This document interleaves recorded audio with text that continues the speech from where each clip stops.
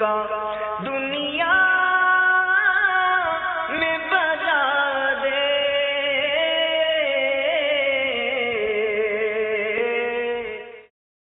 الحمدللہ رب العالمین والصلاة والسلام علی سید المرسلین. اما بعد فاعوذ باللہ من الشیطان الرجیم. بسم اللہ الرحمن الرحیم. الصلاة والسلام علیک یا رسول اللہ وعلی آلک واصحابک یا حبیب اللہ. الصلاة والسلام علیک یا نبی اللہ وعلی آلک واصحابک یا نور اللہ.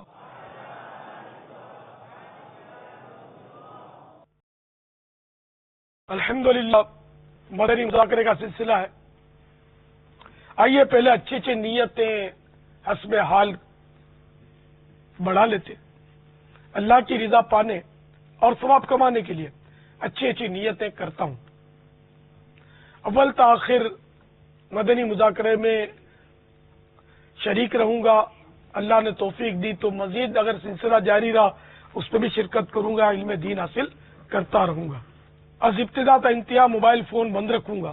کپڑے یا بدن، سر یا داڑھی کے بال سہلانے، دھاگے نوچنے، انگلیوں سے کھیلنے، ادھر ادھر دیکھنے، باتیں کرنے، ٹیک لگانے، پردے میں پردہ نہ ہونے کی صورت میں گھٹنے کھڑے کر کے دوسروں کے لیے بدنگاہی کا باعث بننے، گھٹنوں میں سر رکھنے، دوسرے کو اشارے کرنے، اٹھ کر چل پڑنے وغیرہ سے بچتے ہوئے علم دین کی تعظیم کی خاطر جہاں تک ہو سکا دو زانو بیٹھ کر علم دین سمجھنے کے لیے نگاہ نیچی کی خوب کان لگا کر سنوں گا.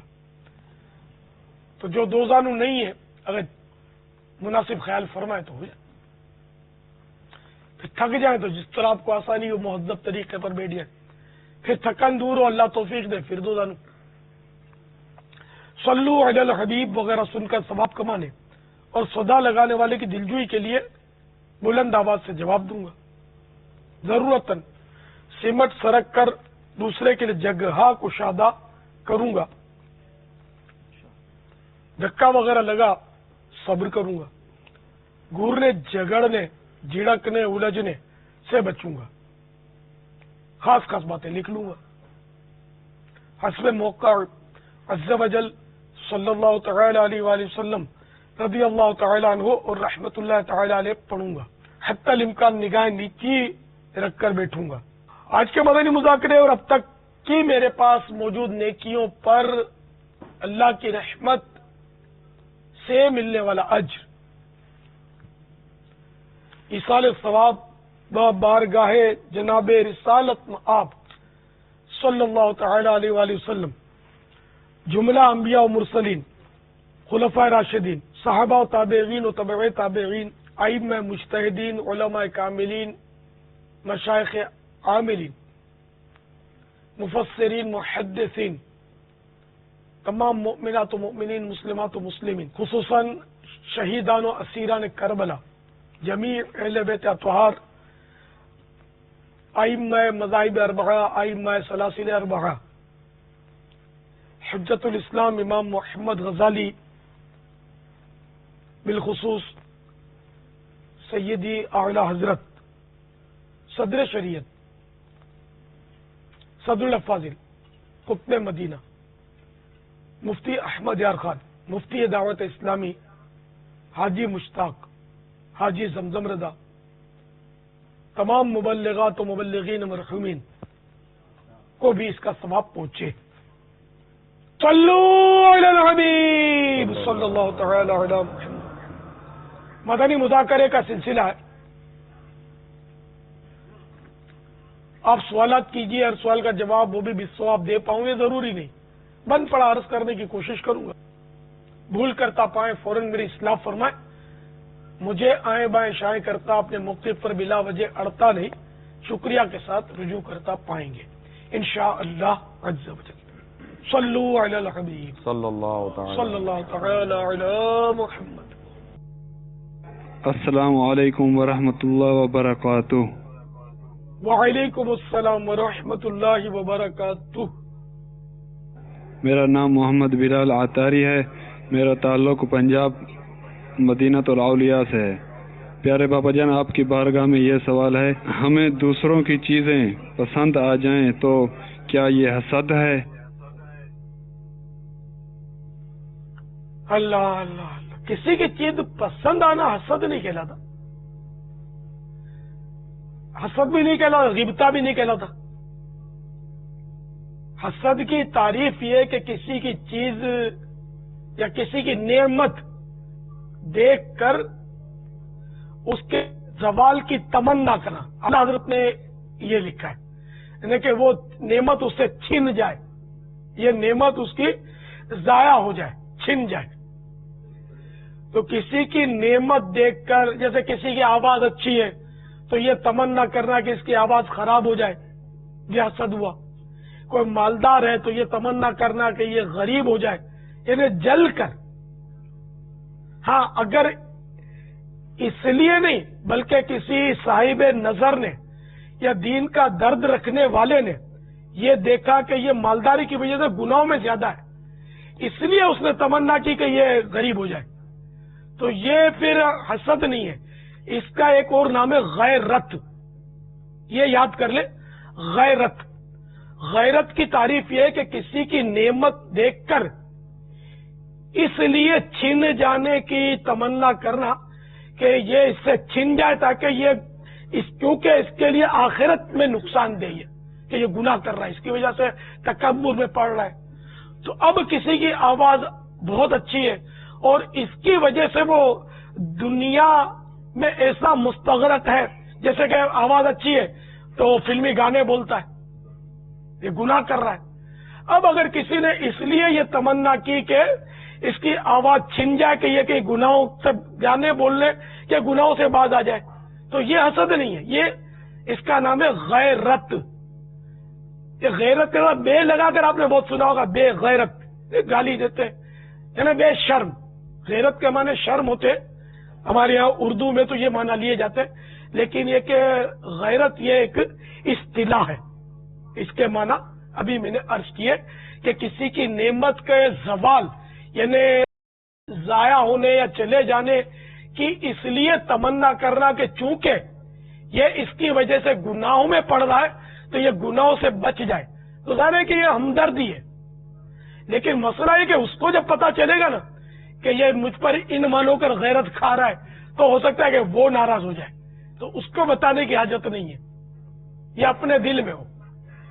اپنی آواز کو کوئی مس یوز کر رہا ہے، اپنے انداز بیان کو مس یوز کر رہا ہے اور اس سے گناہ کما رہا ہے، اپنے حسن کی وجہ سے گناہ کما رہا ہے، اپنے فن کی وجہ سے گناہ کما رہا ہے. اس لیے اس کے زائل ہونے اور اس کے ضائع ہو جانے کی تمنا کرنا یہ غیرت ہے، جو کہ اچھا جذبہ ہے، برا جذبہ نہیں ہے. لیکن وہی بات، نیت 100% درست ہو، ورنہ خامخواہ یہ کہ اس کی نعمت زائل ہو جائے یہ تمنا کرنا، اس کی نعمت چھن جائے، یہ پھر حسد ہے جو کہ گناہ ہے اور جہنم میں لے جانے والا کام ہے. اور غیبتہ اس کو بولتے ہیں کہ کسی کی نعمت کو دیکھ کر یہ خواہش کرنا کہ ایسا ہی میں بھی ہو جاؤں. مثلاً یہ کہ کوئی اچھا مبلغ ہے، بیان اچھا کرتا ہے، تو یہ ذہن بنانا کہ کاش میں بھی ایسا ہوتا. اس غیبتے کی میں آپ کو بہترین مثال دوں. حضرت سیدنا عمر بن عبدالعزیز رضی اللہ تعالیٰ عنہ بہت چھوٹے تھے. حضرت سیدنا عبداللہ بن عمر رضی اللہ تعالی عنہما حضرت سیدنا عمر بن عبدالعزیز رضی اللہ تعالی عنہ کی والدہ ماجدہ کے چچا جان تھے. حضرت سیدنا عمر بن عبدالعزیز رضی اللہ تعالی عنہ فرمایا کرتے، میں یعنی حضرت سیدنا عبداللہ بن عمر رضی اللہ تعالی عنہما کی طرح بنوں گا. کیا تھا؟ یہ غیبتہ تھا، رشک، اردو میں اس کو رشک بولتے. تو غیبتہ جائز ہے، بلکہ بہت اچھا ہے. اب آج کل تو غیبتے کا بھی انداز بدل گیا ہے. یہ جو اچھا کرکٹ کھیلتا ہے نا، میں بھی ایسا کرکٹر بنوں گا. یہ ہے تو رشک، لیکن یہ رشک اچھا نہیں ہے. یہ مائنس رشک ہے، یہ نہیں ہونا چاہیے. یا فلاں فنکار ہے تو میں ایسا فنکار ہو جاؤں، فلاں نعت خوان کی آواز ایسی ہے تو میں ایسا نعت خوان ہو جاؤں، ایسی آواز میری ہو جائے. یہ غیبتہ ناجائز نہیں ہے، یہ مطلب رسکی، میں اس کو بولوں گا رسک بہت ہے.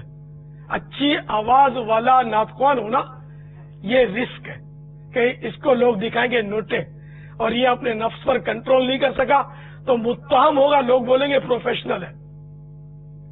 ابھی اپنی لاکھ نیتوں کی وضاحتیں کرتا پھرے، سمجھے، لیکن لوگوں نے پروفیشنل بولنا ہے. بولنا نہیں چاہیے، بولتے وہ غلط کرتے، دل آزاری کرتے ہیں یا بعض صورتوں میں تہمت رکھتے ہیں، لیکن یہ کہ پیسے نہیں پکڑنے چاہیے نعت خوان کو. اپنے تو 100 بات کی ایک بات کریں گے، کوئی کور میں ڈال کر دے، بغیر کور کے دے، نیت 100% درست ہے.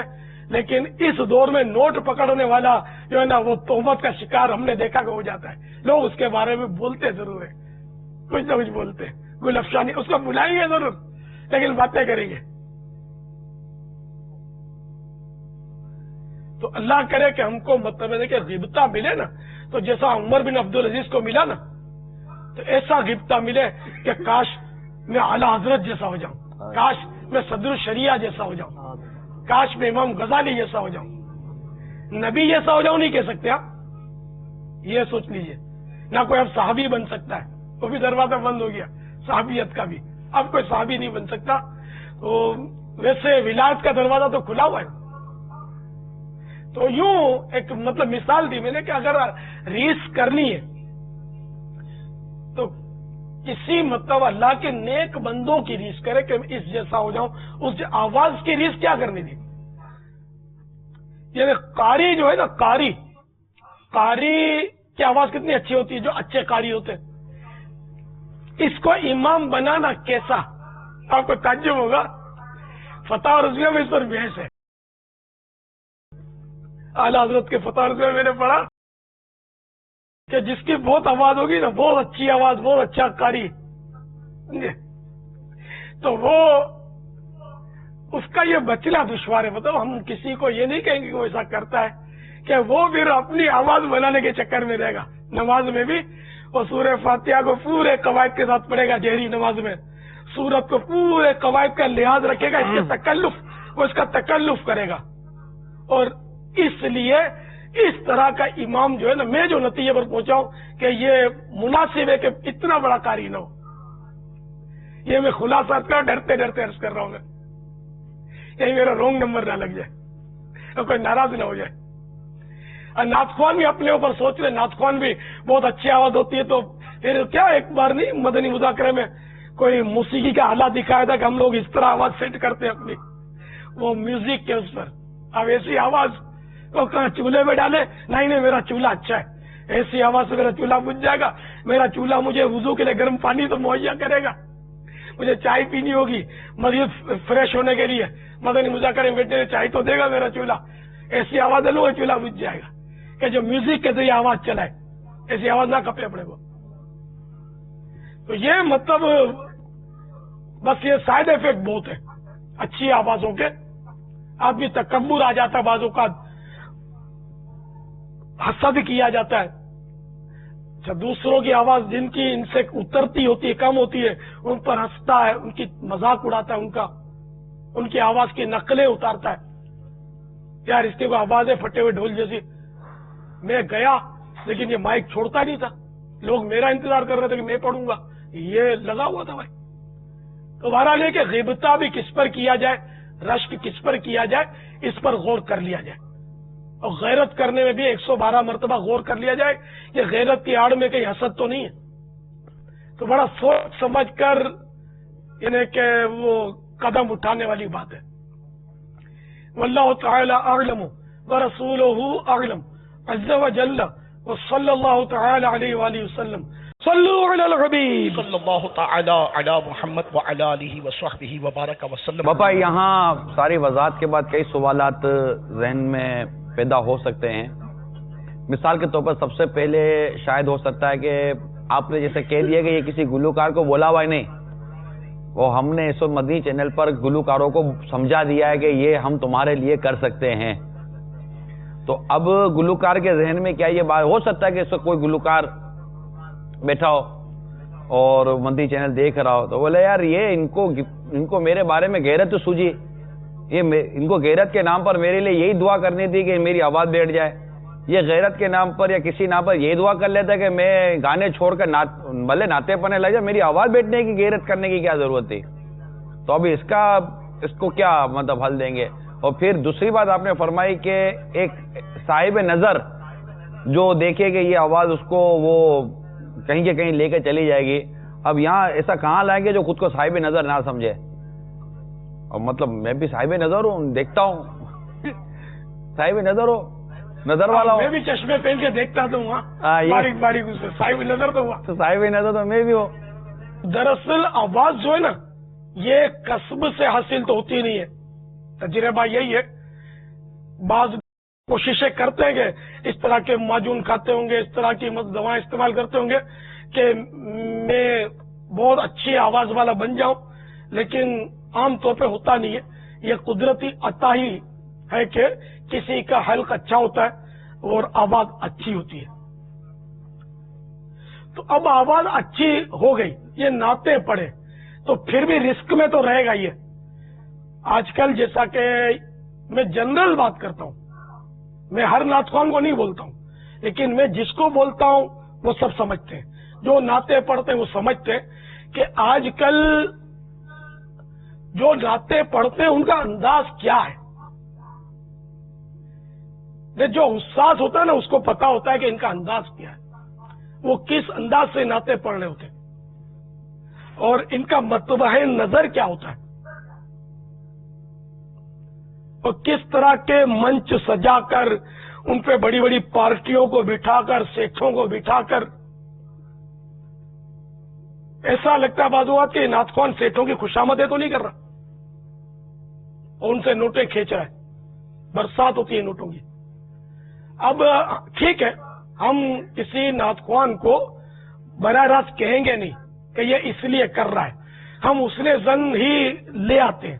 اب یہ تو کم از کم اپنے دل پر غور کرے کہ بھئی چلو وہ سارے حسن ظن رکھ رہے ہیں مجھ پر، لیکن میں اپنے آپ سے بدظن ہوں جو کہ میں جو کر رہا ہوں یہ غلط ہے، میرا رب میرے دل کے حالات جانتا ہے، میرا آخرت میں بنے گا کیا؟ یہ ہر ایک سوچے اپنے لیے، اور ایسے انداز سے بھی بچے جس میں تہمت لگے۔ انداز ایسے ہے کہ نیت صاف اچھی ہو لیکن آدمی حسن ظن کر نہیں پاتا، بہت دشوار ہو جاتا ہے۔ ایسے انداز ہے، جو حساس ہوتا ہے وہ اس کو اس میں مزہ نہیں آتا، وہ سوچ میں پڑ جاتا ہے کہ ہو کیا رہا ہے۔ پھر جو اغیار کو زبان ملتی ہے وہ پھر الگ ہے۔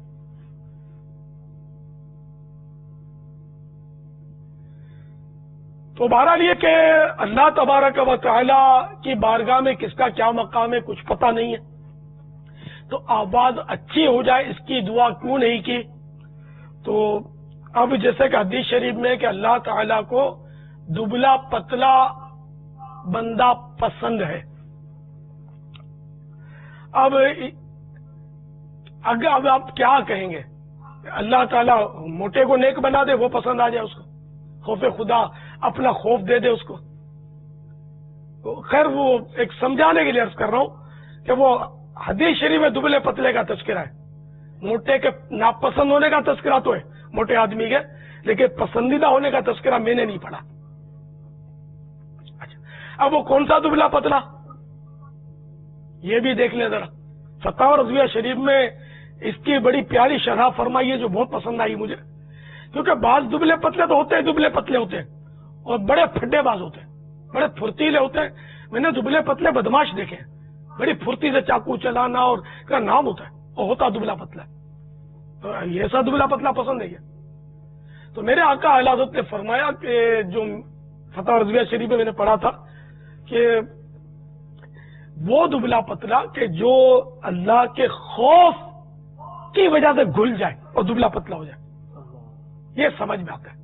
باقی بالوں کی آٹی دبلی ہوتی ہے، خوب کھاتے ہیں لیکن ان کے وہ پتلے ہی رہتے ہیں، یا ورزشیں کرتے ہوں گے تو پتلے ہو جاتے ہوں گے۔ یہ مراد دبلے پتلے پسند ہونے کی نہیں ہے کہ وہ مطلق قدرتی طور پر دبلا پتلا ہے، تو بہرحال یہ کہ یہ غیرت کی جو تعریف ہمارے بزرگوں نے لکھی ہے جو میں نے عرض کی وہ بھی اپنی جگہ پر درست ہے کہ ایسے کی نعمت کا زوال کی تمنا کرنا جو اس نعمت کی وجہ سے گناہ کر رہا ہے تو یہ حسد نہیں ہے، یہ ہمدردی ہے کہ یہ گناہ سے اس کو بچنے کی یہ تمنا کر رہا ہے۔ اس کی وضاحت اب اگر یہ دعا کرتا ہے کہ یہ گناہوں کے بجائے نیک بن جائے اور اپنی اس دولت کو صرف راہ خدا میں خرچ کرے، یہ بھی جائز ہے، یہ بھی جائز ہے، اور غیرت بھی جائز ہے۔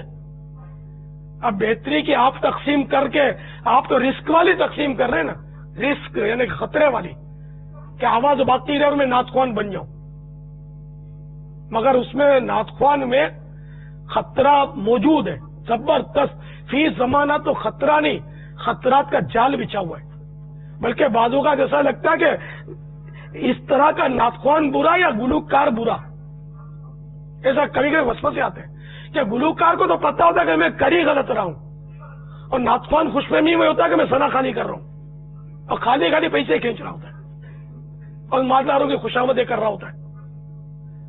پارٹی بلائے گی تو یسر کر کے پہنچ جائے گا، غریب بلائے گا ادھر گلا بیٹھ جائے گا۔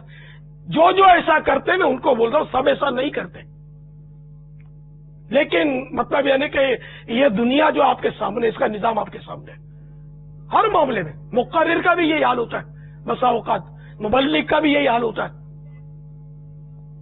بعض اوقات مفتی بھی اس مصیبت میں گرفتار ہوتا ہے کہ مالدار کو فتویٰ وہ جلدی دے گا، اس کی مرضی کا دے گا، غریب کو دھکے کھلائے گا، تاریخیں دے گا، ترخائے گا، اس کا لیٹر پینڈنگ میں رہے گا، مالدار کا ایک فون آ گیا تو اس کو یسر کر کے فتویٰ پہنچ جائے گا۔ ایسا بھی ہوتا ہوگا، مطلب یہ کیا، یہ ہر فیلڈ میں مطلب برائیاں ہیں، عدل نہیں ہے، بہت مشکل ہے۔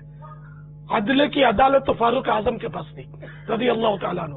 اب جو ہے نا، اب بہت بری حالت ہے، منہ دیکھ کر مسئلہ بتایا جائے گا، منہ دیکھ کر فتویٰ دیا جائے گا، منہ دیکھ کر نعت پڑھی جائے گی، بندہ دیکھ کر مطلب ہے اس کے ساتھ وہ عبادت کا سلوک کیا جائے گا، پبلک زیادہ ہوگی نماز میں تو قاری صاحب کی آواز بھی تنتنی ہوگی، جب پبلک نہیں ہوگی پیچھے تو قاری صاحب کی آواز بھی بیٹھی ہوئی ہوگی، اور اگر سری نماز زور اثر کی ہوگی تو کیسی تجوید اور کیسے تجوید کے قواعد، تو جا اور میں آتا ہوں پھٹافٹ۔ اور یہ بھی ابھی زور اور اثر کے فرض میں تو پھر بھی رعایت ہے، سنتوں اور نفل میں جو یہ اپنی سری پڑھ رہا ہے کہ ایک درست پڑھنے والا ابھی پہلی رکعت میں قاری صاحب 2 رکعت کا سلام پھیر کے بیٹھے ہوئے، اس کا کیا؟ یہ کرامت تو مولا مشکل کو حاصل تھی میرے بھائی، تمہیں کب سے مل گئی؟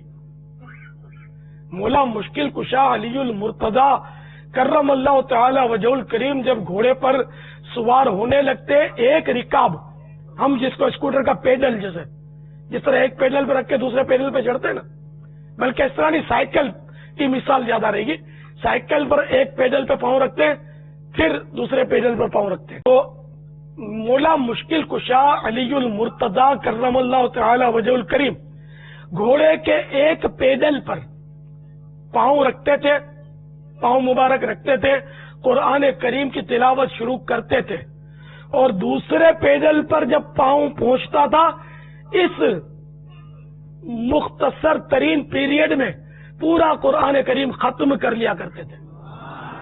یہ ان کی کرامت تھی۔ میں ایک جنرل بات کرتا ہوں کہ قاری صاحب مطلب یعنی کہ سوچے کہ آخر مطلب تجوید کی رعایت عوام کے سامنے کیوں؟ اگر پیچھے کوئی ایم این ایم پی ہے جس نے قرآن کریم کبھی کھول کے نہیں دیکھا، یا کوئی بہت بڑا پارٹاج آ گیا پیچھے، اس کو بیچارے الف کا بات اور سین کا شین فرق تو آتا نہیں ہے، اور آپ یار راگڑے تانے جا رہے ہو اس کو سنانے کے لیے، اس لیے میں نے راگڑا کہا کہ اس کو سنا رہے ہو، یہ کیا دے دے گا؟ اللہ کے لیے پڑھو نا اچھی آواز کے ساتھ عربی لہجے میں، تو ثواب ملے گا۔ تو بہرحال یہ کہ ہر فیلڈ میں، خالی نعت خوان کا معاملہ نہیں، ہر فیلڈ میں برائیاں بہت داخل ہو گئی ہیں، خواہ وہ مذہبی فیلڈ ہو چاہے دنیاوی فیلڈ ہو، ہر معاملے میں برائیاں، اور مدنی چینل انشاءاللہ شیطان کا مقابلہ کرتا رہے گا۔ اس میں بعض اوقات یہ کہ بد ہضمی ہوتی ہے تو کوئی دوا یا کوئی غذا ہضم نہیں ہوتی، بعض اوقات ایسا ہوتا ہے کہ کوئی مطلب اس طرح کے لوگ ناراض بھی ہوتے ہیں، لیکن اب یہ کہ فائدہ غالب ہے کہ کئی ایسے ہوتے ہوں گے جو توبہ بھی کرتے ہوں گے, غور بھی کرتے ہوں گے کہ یار یہ صحیح تو کہہ رہے ہیں مدنی چینل والے, کہ واقعی یار میری حالت تو یہی ہے کہ آخر میں پبلک زیادہ آتی ہے, جب بھی تجوید کی رعایت کیوں کرتا ہوں, پبلک تھوڑی ہوتی ہے تو گاڑی کیوں بھگاتا ہوں, یہ تو اللہ کے لیے پڑھنا نہ ہوا نا. میں ایسے عرض کر رہا تھا کہ اب سائڈ افیکٹ تو ہوتے ہی ہر کام میں عموماً, کہ کچھ نہ کچھ ایسا ہوتا ہے. جیسے امام غزالی علیہ رحمۃ اللہ والی کی بھی کافی مخالفت کی گئی تھی, تو وہ ان کے دور میں ہوئی تھی مخالفت, اب تو ایسا نہیں ہے. اور امام غزالی کا جب یہ پڑھیں گے نا تو وہ کان پکڑ کے سمجھا رہے ہیں جیسے, تو امام غزالی سے ناراض کوئی ہوگا نہیں, اور مجھ سے اس لیے ناراض ہوں گے کہ جب میں ایسی باتیں بول رہا ہوں نا اور ایک سے زیادہ بیٹھ کے سن رہے, تو جو ایسا ہوگا یا جو اس کے بے تکلف دوست ہوں گے اس کی طرف دیکھ کے مسکرائیں گے کہ برابر سن سن سن کیا بولتا ہے سن. اب جو اس کو گھومے گی نا اس کی, تو وہ نزلہ گرے گا مجھ پر, ان پر نہیں, توجہ دلانے والے پر. یہ بھی تو اب شیطان سے بچنے کا وار بتا رہے نا. ہاں ظاہر ہے کہ نہ اس طرح اشارے کرے کہ یہ دل آزاری ہے, اور وہ نہ اس کو غصہ آئے. دوسری صورت یہ ہے کہ میں نے جو یہ باتیں کی, اب بالفرض کسی نے جا کر کسی مفتی کو بتایا, اس نے نہیں سنی, مدنی چینل تو سب نہیں سنتے, کہ بھائی وہ آج تو یہ مفتیوں کو اس نے بہت بڑا مفتیوں کا بھی مفتی بن گیا, اور اس نے مفتیوں کو بھی آج تو مطلب اس نے نہیں چھوڑا. پتہ ہے کیا بولا؟ اب وہ جو اس کی سمجھ میں ہے نا یہ مفتی صاحب کو بتائے گا. میں نے جو پورا بولا اگر مفتی صاحب یہ سنتے تو ماتھا چومتے شاید مجھے دعائیں دیتے. ہاں تو بھائی آپ سن رہے ہو نا, جانا نہیں ہے تو کیا کرو, جانتا نہیں ہو کون ہے. تو یہ تو دیکھو ہوتا ہے کہ وایا جب بات آتی ہے نا تو کہیں کی کہیں پہنچ جاتی ہے. اس طرح کسی قاری صاحب کو جا کر کسی نے بول دیا کہ آج تو تیری باری تھی, کسی ناچکوان کو بول دیا آج تو ہی تو تھا کیا, تو بہت نوٹیں جمع کرتا ہے, آج تیری کھینچائی ہوئی تھی, اب اس کی گمی پوری بات اس کو پتا نہیں ہے. اگر وہ اول تاخیر پوری بات دل کے کانوں سے سنے تو شاید اس کی سمجھ میں آئے. یہ پوری بات تو آپ کو تو پتا, پہنچانے والوں کے حافظے کمزور, ہاضمے کمزور, وہ ادھوری بات پہنچاتے ہیں عام طور پر, اور یوں کیس خراب بھی ہوتے ہیں. لیکن اب اس وجہ سے مدنی چینل بند تو نہیں ہو سکتا. اب کیا کریں, اپنے میں کوشش کر رہے ہیں, اللہ قبول فرمائے, ہمیں اخلاص عطا فرمائے.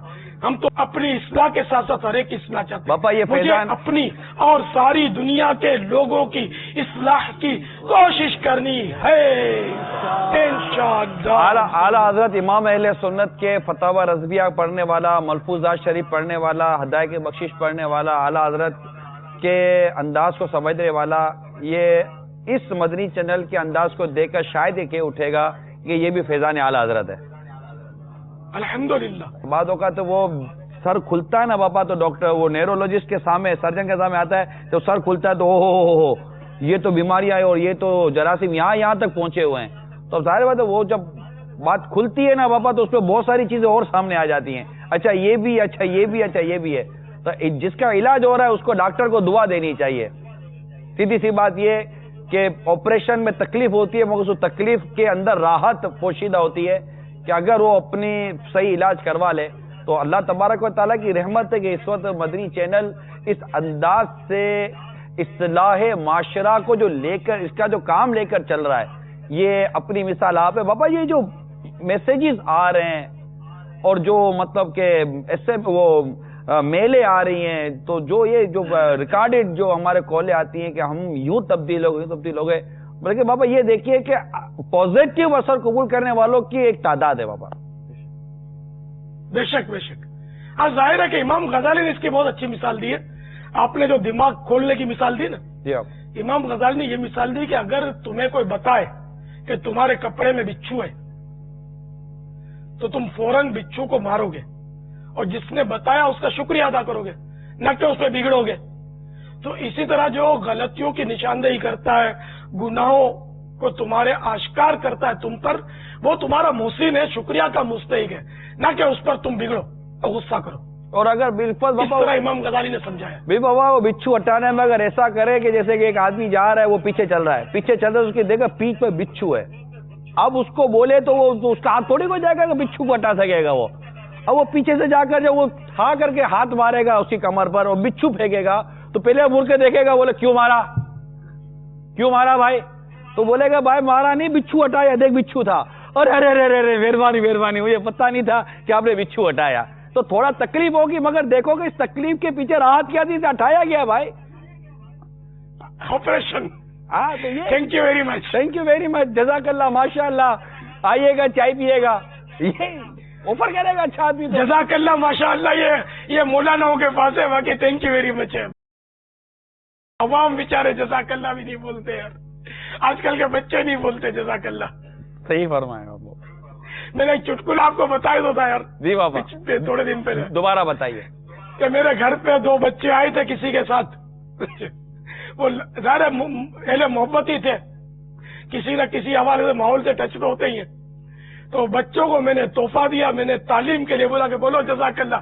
اب یہ بیچارے چپ, ان کو سوچ کا ہی نہ پڑے. پھر میں سمجھ گیا یہ جزاک اللہ نہیں, میں نے بولا تھینک یو. تو دوسرے بچے نے بھی اس سے بھی چھوٹا تھا, اس میں تھینک یو. تو میں نے کہا یار اب کیا کریں, مطلب یار کہ حالات بہت خراب ہے. تو جزاک اللہ بولنا نہیں آتا, تھینک یو بولنا آتا ہے. جیسے خدا حافظ, اللہ حافظ, بچوں کو بولنا تھوڑی آتا ہے. ٹاٹا ٹاٹا ٹاٹا یوں کرتے. یہ ہمارے مطلب مسلمان سمجھتا ہی نہیں, بھاشا نہیں سمجھتا, ایسا خون جلاتے ہیں یار. یہ ٹاٹا پاٹا تو وہ جنت پہ لے جائے گا یار. تو اللہ کا نام سکھاؤ نا, اللہ حافظ سکھاؤ, خدا حافظ سکھاؤ اس کو. ٹاٹا ٹاٹا ٹاٹا کیا لے کر جائے, ٹاٹا بائے بائے. یہ ابھی بائے بائے کرتا ہے. حاضرین ناظرین جتنے بھی ہیں نا, یہ 99.9 یہ ٹاٹا کی بلا گھروں میں ہوگی. جی بابا ہے, جو میری معلومات ہے. By by, what is this by by کیا ہے؟ خدا حافظ, فی امان اللہ, عربی میں فی امان اللہ, یہ بھی بہت اچھا جملہ ہے. صلو علی الحبیب صلی اللہ تعالی علی محمد وعلی آلہ وصحبہ وبارک وسلم.